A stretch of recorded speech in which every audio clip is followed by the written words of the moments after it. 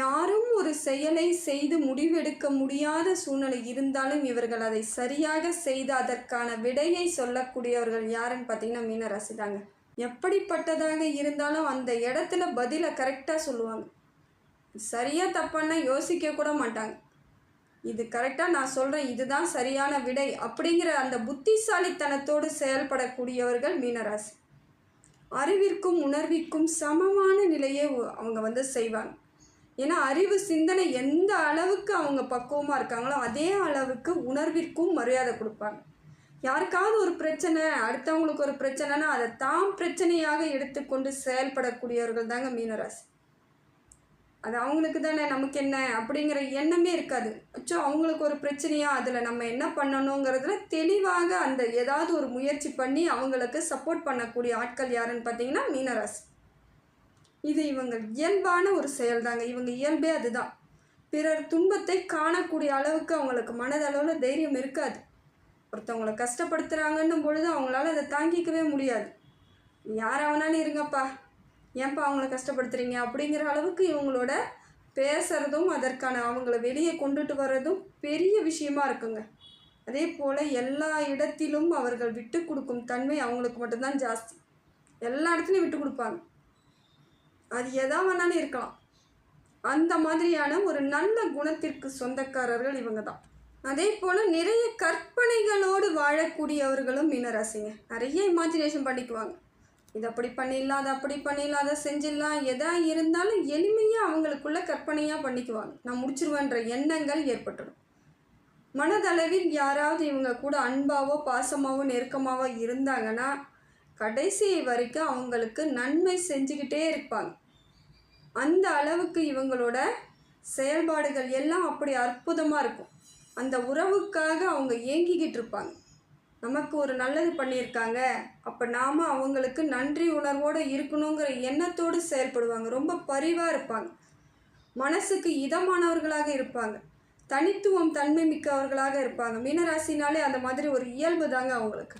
அதே போல் பல இடங்களில் பல சிக்கல்களை சந்திச்சிருப்பாங்க. எந்த ஒரு வாய்ப்பும் இவங்களுக்கு எளிமையெல்லாம் கிடைக்காதுங்க. ரொம்ப சிக்கி கஷ்டப்பட்டு அப்படி ஒரு வாய்ப்பு கிடைச்சி அதில் போராடி பல பேர் ஜெயிச்சிருப்பாங்க, பல பேர் அதில் தோற்றுருப்பாங்க, பல பேர் பாதியிலே விட்டுட்டு வரவங்க நிறைய பேர் மீனராசி. ஒரு வாய்ப்பு கிடைக்கிறதுக்கு அவ்வளோ போராட்டத்தோடு தான் இன்றைய வரைக்கும் வாழ்ந்துட்டுருக்காங்க. அதே போல் பிறர் வாழ்க்கையை பார்த்து என்றைக்கும் பொறாமையே படாதவங்க இவங்க தாங்க. யாரையும் பார்த்து பொறாமலாம் பட மாட்டாங்க. அலட்சியமாக தூக்கி போட்டு போய்கிட்டே இருப்பாங்க. நீ வாழறியா வாழ்ந்துக்கோ அப்படிங்கிற எண்ணத்தோடு செயல்படுவார்கள். ஆனால் மீனராசியை பார்த்து மற்றவங்க அத்தனை பேருமே பொறாமப்படுவாங்க. அதுதான் நிதர்சனமான உண்மை. ஏன்னா இவங்க கையில் எதுவுமே இல்லைனாலும் இவங்க நிற்கிறதே ஒரு ஸ்டைலாக இருக்கும், பேசுகிறது அழகாக இருக்கும், நடக்கிறது சிரிப்பாக இருக்கும். ஏதோ ஒரு விதத்தில் இவங்களுக்கு இயல்பாகவே நல்ல குணங்கள், நல்ல செயல்கள் அந்த மாதிரி இருக்கும் பொழுது மற்றவர்களுக்கு இவங்களை பார்த்தாலே ஒரு பொறாமை. எவ்வளோ கஷ்டம் இருந்தும் அவங்க நல்லா தானே இருக்காங்கன்ற எண்ணத்தோடையே இருப்பாங்க. ஆனால் நிஜமாலுமே எல்லா கஷ்டத்தையும் எடுத்து தூக்கி கடாசிட்டு எப்பையும் மனதளவில் அவங்க ஒரு தங்கம் போல தான் ஜொலிப்பாங்க. இதுதான் மீனராசியின் இயல்பான வாழ்க்கை. என்ன ஒன்று, மற்றவங்க வாழ்க்கைக்காக அதிகமாக இவங்க ஈடுபடுறதுனால தான் வாழ்க்கையில் என்ன நடக்குதுன்னு தெரியாது. இதனால் இவங்க பின்தங்கிடுறாங்க.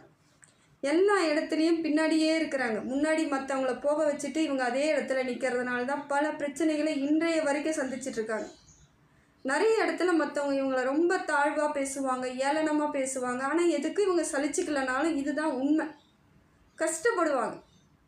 எல்லாரையும் ஏற்றி விட்ட ஏணியாகத்தான் இன்றைய வரைக்கும் இருப்பாங்க. இது இவங்களுக்கு இயல்பான ஒன்றாக இருந்தாலும் வழிகளை கொடுக்கக்கூடியதாக தாங்க இருக்குது.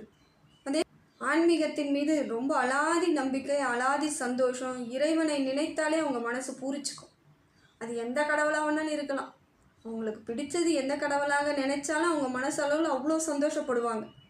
அந்த அளவுக்கு இவங்களுக்கு ஆன்மீகத்தின் நாட்டம் ஜாஸ்தியாக இருக்குங்க. இப்படிப்பட்ட மீனராசிக்கு வரக்கூடிய காலங்களில் ஜாதகம் எப்படி இருக்குது, பலன்கள் என்ன தருது, கிரகங்கள் என்ன மாற்றத்தை ஏற்படுத்துதுன்னு சொல்லிட்டு பார்க்கலாங்க.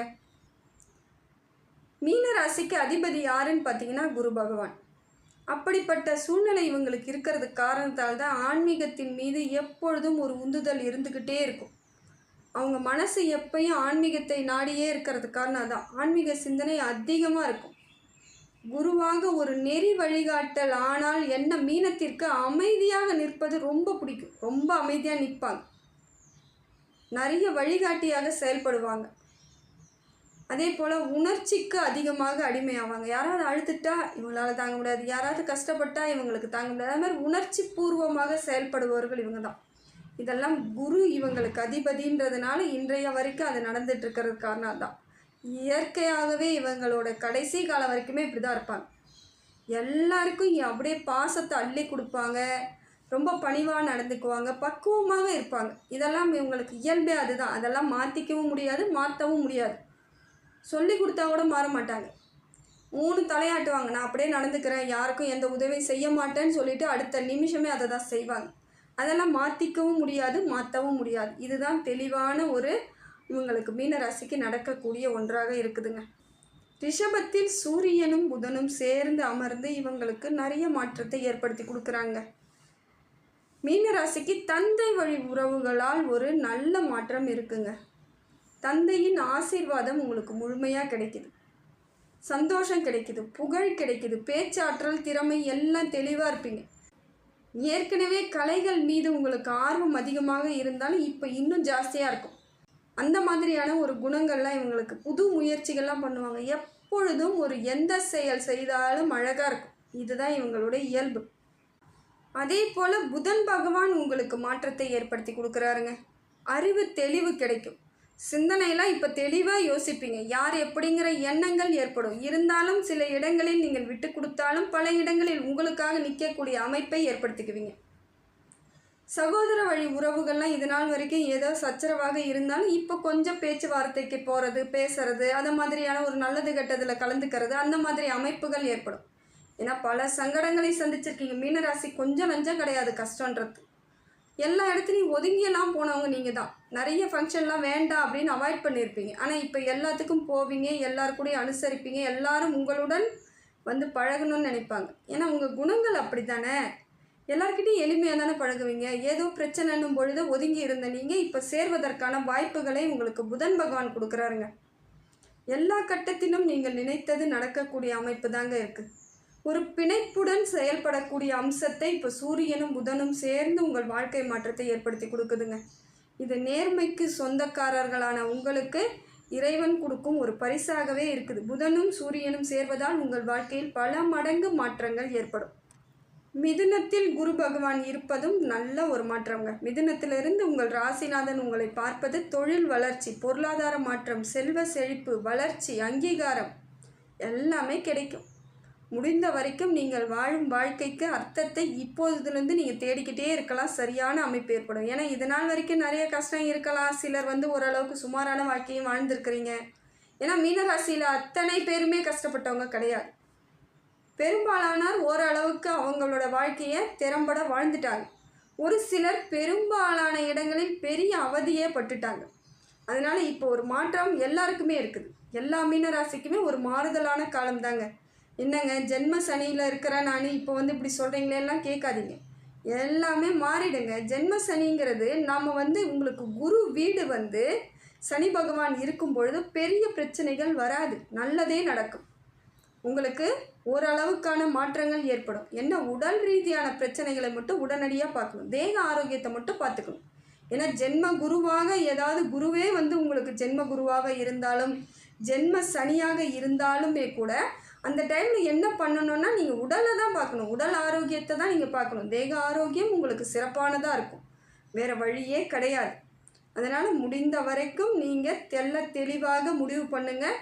உங்களுக்கு எதை செய்தாலும் இப்பொழுது வெற்றி தான். தேக ஆரோக்கியத்தை பார்த்துக்கோங்க, நல்லா சாப்பிடுங்க, உங்களுக்கு அறிவு சிந்தனையாக தெளிவோடு இருங்க. உங்களுக்கு குரு பகவானும் சப்போர்ட் பண்ணுறாரு, சூரியனும் சப்போர்ட் பண்ணுறாங்க, புதன் பகவானும் சப்போர்ட் பண்ணுறாங்க. அப்புறம் என்னங்க, எல்லாம் மாறுதல் தான். எல்லா மாற்றத்தையும் நீங்கள் நல்லபடியாக அனுபவிக்க வேண்டிய காலகட்டத்துக்கு வந்துட்டீங்க.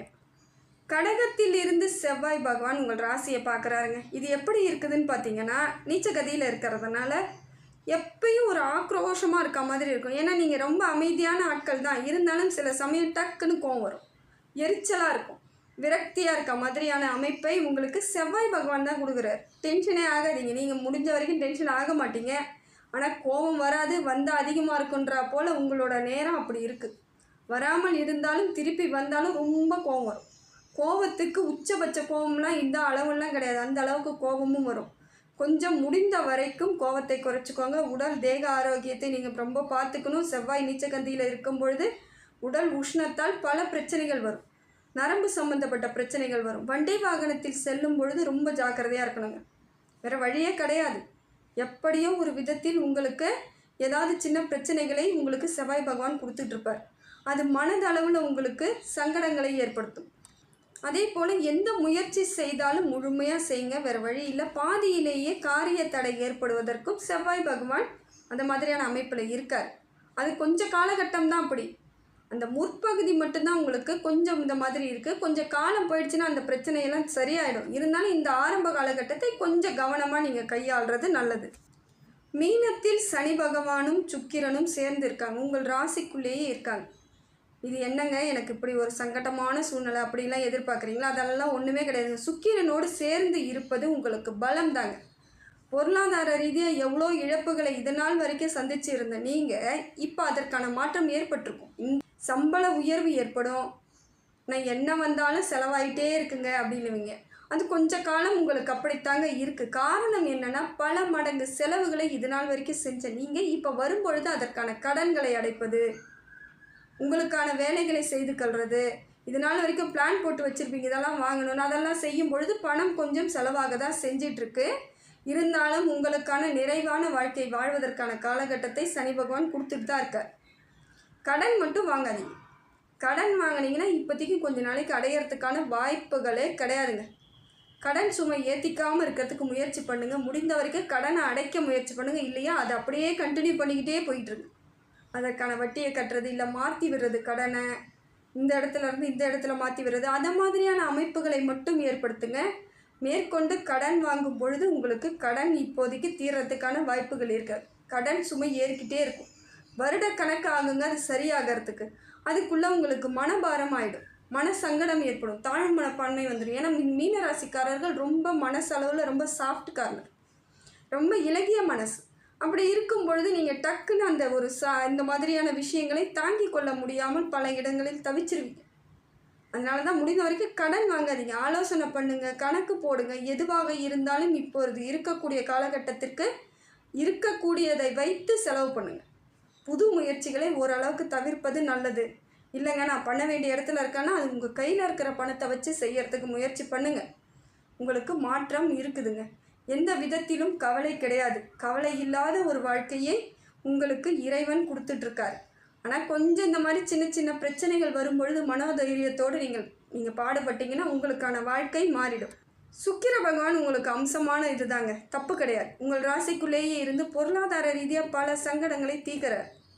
திடீர் யோகம்லாம் இருக்குது, பொருளாதார மாற்றம் இருக்குது, பொருளாதார வளர்ச்சி இருக்குது. ஓரளவுக்கு நிதர்சனமான சில விஷயங்களை செய்யக்கூடிய ஆளுமை வந்துடும்.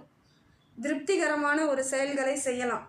என்ன ஒன்று, நிதானம் ரொம்ப தேவைங்க. ரொம்ப ரொம்ப நிதானத்தோடு இருக்க வேண்டிய காலகட்டம் தான். ரொம்ப நிதானமாக இருக்கணும். பொன் பொருள் சேர்க்கை, ஆபரணங்கள் சேர்க்கைலாம் இருந்தாலும் சில இடங்களில் வீண் விரயத்தை ஆகுவதற்கான வாய்ப்புகளை சுக்கிரன் கொடுக்குறார். வண்டி வாகனம் வாங்குறதெல்லாம் பார்த்து கவனமாக வாங்கணும். இஷ்டத்துக்கு ஏனோதானோன்னு வாங்கும் பொழுது உங்களுக்கு லாபம் இல்லாத நஷ்டத்தை ஏற்படுத்திடும். அந்த மாதிரியான சிக்கல்கள் இல்லாமல் பார்த்துக்கிறதுக்கு நீங்கள் தான் ரெடியாக இருக்கணும். சுக்கிரனால் ஒன்றும் நீங்கள் குறை சொல்லி ஒன்றும் பிரயோஜனம் இல்லை. நாம் சரியாக நடந்துக்கணும். அதுக்கு தான் இப்போ நான் இதை உங்களுக்கு சொல்கிறேன். இதை நீங்கள் சரியாக பயன்படுத்திங்கன்னா சுக்கிரனால் உங்களுக்கு எந்த பிரச்சனையும் கிடையாது. அதனால் முடிந்த வரைக்கும் நீங்கள் சனி பகவானும் சுக்கிரனும் சேர்ந்து இருந்து பல நன்மைகள் இருந்தாலும் சின்ன சின்ன தவறுதல் நடக்காமல் நீங்கள் தான் பார்த்துக்கிறது உங்கள் கையில் தாங்க இருக்குது. சிம்மத்தில் கேது பகவான் இருந்து உங்கள் ராசியை பார்ப்பது ஒரு நல்ல மாற்றம் தாங்க. ஆனால் என்ன ஒன்று, உடம்பு ரீதியான பிரச்சனைகள் வருவதற்கு வாய்ப்புகள் இருக்குது.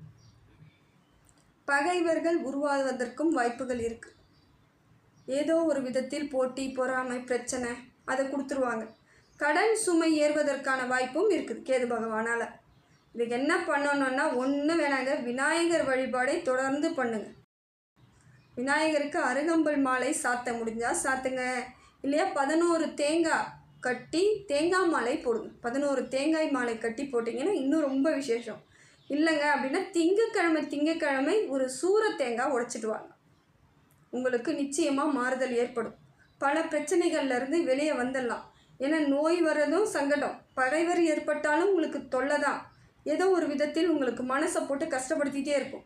கடன் சுமை ஏற்கனவே இருக்குது, இதில் மறுபடியும் கடன் வாங்குகிற அமைப்பு ஏற்பட்டால் உங்களுக்கு மாற்றம் இல்லாத ஒரு கஷ்டத்தை ஏற்படுத்திடும். அதனால் முடிந்த வரைக்கும் கேது பகவான் இந்த அமைப்பில் இருக்கிறதுனால நீங்கள் கொஞ்சம் நிதானத்தோடு செயல்படுவது ரொம்ப நல்லது. உங்களை நீங்களே யார் என்று உணரும் தருணம் இது. அதனால் முடிந்த வரைக்கும் நீங்கள் யாருன்னு யோசிச்சுட்டு அதற்கு தகுந்தாற் போல் செலவுகளாக இருந்தாலும் சரி, எந்த விஷயத்தில் ஈடுபட்டாலும் சரி, அதற்கு சரியான அமைப்பை ஏற்படுத்திக்கோங்க. அதுக்கடுத்து பார்த்திங்கன்னா கும்பத்திலிருந்து ராகு பகவான். இது எப்படி இருக்குன்னு பார்த்தீங்கன்னா, ஆன்மீகத்தின் சிந்தனை அதிகமாக இருந்தாலும் பொருளாதார ரீதியாக நீங்கள் பெரிய அளவுக்கு வர முடியாது. சுமாரான பலனை தரார், பெரிய மாற்றத்தை தரலை. ஏன்னா ராகு பகவான் நல்ல இடத்துல இருந்து நல்ல மாற்றத்தை கொடுத்தா பொருளாதார ரீதியாக பல மடங்கு உயர்வு ஏற்படும், ராஜ யோகமே கிடச்சிரும். ஆனால் இப்போ பார்த்தீங்கன்னா இப்போ எப்படி இருக்கிறீங்களோ அதே அமைப்பில் தான் கொண்டுட்டு போகிறார். கொஞ்சம் உங்களுக்கு வேலையெல்லாம் சுமை ஏற்படுவதற்கு வாய்ப்புகள் இருக்குது. பண வரவு எவ்வளவு இருந்தாலும் இல்லாத போல் ஒரு அமைப்பு இருந்துகிட்டே இருக்கும். கையில் தங்காத மாதிரியான ஒரு அமைப்புகள் இருக்கும். மனசுக்குள்ளே ஒரு தைரியம் இல்லாமல் இருக்கும்.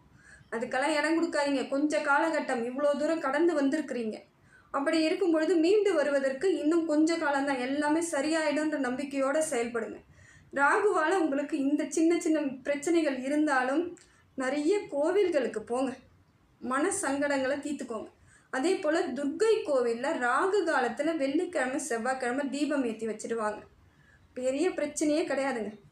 துர்க்கைக்கு ராகு காலத்தில் நல்லெண்ணெய் தீபம் ஏற்றி வச்சுடுவாங்க. எலுமிச்சை பழத்தில் தீபம் ஏற்ற வேணாம், வெறும் நல்லெண்ணெய் அகல் போட்டு தீபம் ஏற்றி வச்சுடுவாங்க. கூடிய விரைவில் கண் கூட பார்ப்பீங்க. அது 9 வாரம் தொடர்ந்து செய்தாலும் நல்லது. இல்லைங்க என்னால் முடிஞ்ச முறைக்கு தான் செய்ய முடியும், பரவாயில்ல, எப்போல்லாம் டைம் கிடைக்குதோ அப்போல்லாம் செய்யுங்க, மாற்றம் ஏற்பட்டுடும். எது ஒன்றும் நம்ம பிளான் பண்ணுறது தான். அதனால் நீங்கள் முடிஞ்ச வரைக்கும் அதை எப்படி பிளான் பண்ணி எந்த மாதிரி போகணுன்னு பிளான் பண்ணி செய்யுங்க. உங்கள் மனசுக்குள்ளே இது நாள் வரைக்கும் இருந்து வந்த சங்கடங்கள் எல்லாமே தீர்ந்துருங்க. காலம் உங்களுக்கு கனிவான காலமாக தான் இருக்குது. அதை சரியாக பயன்படுத்திக்கிறது உங்கள் கையில் தான் இருக்குது. இது நாள் வரையும் எப்படியோ கஷ்டம், துன்பம், கவலை இருந்தாலும் இனி வரக்கூடிய காலங்களெல்லாம் இறைவன் அருளால் உங்களுக்கு பெரிய மாற்றத்தை ஏற்படுத்தி கொடுக்குதுங்க.